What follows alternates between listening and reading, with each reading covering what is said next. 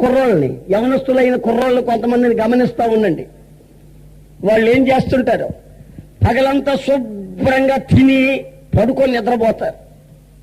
కుర్రోళ్ళండి, కుర్రోళ్ళు మన పిల్లలే. శుభ్రంగా తినడం, పగలంతా నిద్రపోతారు. సాయంత్రం అయ్యేసరికి లేస్తారు, స్నానాలు చేస్తారు, మేకప్లు చేస్తారు, ఏమంటే తర్వాత డ్రెస్అప్ చేస్తారు, అద్దాల దగ్గర మొహాలని బాగా టాయిలెట్ చేసుకుంటారు, ఇక బయలుదేరతారు ఏటకి. వీళ్ళ పేరేమిటంటే నైడు షికారోళ్ళు. వీళ్ళకి పగలు తిరగడం తెలీదు. సాయంత్రం వరకు తిని పండుకుంటారు, పగలంతాను రాత్రులు తిరిగేవాళ్ళు వీళ్ళు. ఓసారి ఒక అబ్బాయి పాపం అద్దం దగ్గర నిలబడుకొని తిప్పుతున్నాడు, దువ్వుతున్నాడు, మొహానికి వేస్తున్నాడు పెయింట్. పాపం వాళ్ళ తల్లి దగ్గరకు వచ్చి, బాబు నువ్వు ఎక్కడికి నాయనా పోయేది?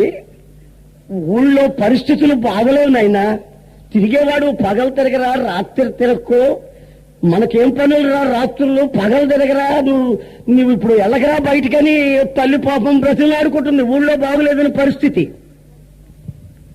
వాడు దువ్వుకోకుండా ఎడం చేత పేట అని కొట్టాడు దవడకేసి.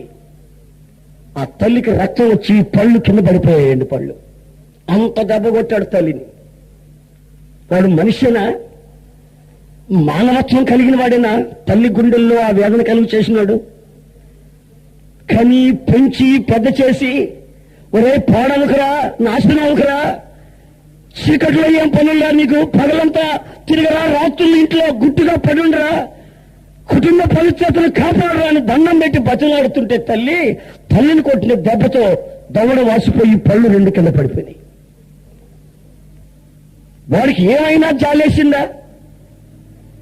మగప్రాయంగా బ్రతకడం కంటే, మానవత్వాన్ని కోల్పోయి బ్రతకడం కంటే, ఈ కుళ్ళిన సమాజంలో సమాజపు విలువలు అర్థం కాకుండా బ్రతకడం కంటే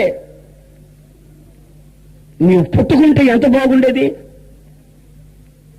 మానవత్వపు విలువలు ఎరగని మనిషి, మానవుడికి దేవుడు ఈవుగా ఇచ్చిన ఆత్మని నిత్య నాశనానికి తీసుకుని వెళ్లేదానికి నీ అంతటి నువ్వు ప్రయత్నాలు చేస్తున్న ప్రయత్నాలలో శాపాన్ని అనుభవిస్తావు. నీవు ఏమి నెచ్చుతున్నావో అది కోసి తీరుతావు. తల్లిని కొట్టి వెళ్ళిపోయాడండి.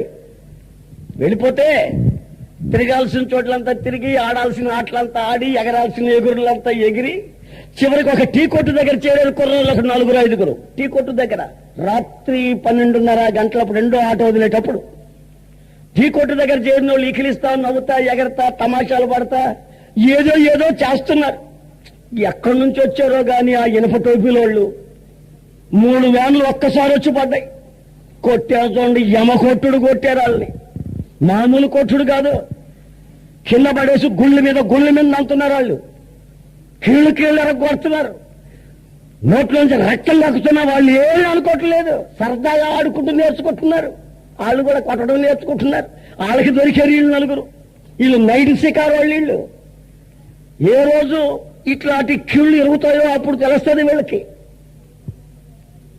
ప్రియమైన సోదరులారా, మీ జీవితాలు చీకటితో చేయిని కలిపి మీ బతుకులు శాపం అవడం ఇష్టం లేక, మీకు ఏమాత్రం కొంచెం ఇంకిత జ్ఞానం ఉంటే రోషంగా పవిత్రంగా బ్రతకమని చేతులు జోడించి బ్రతిమలాడుతూ నేను ఈ మాటలు మీకు చెప్తున్నాను.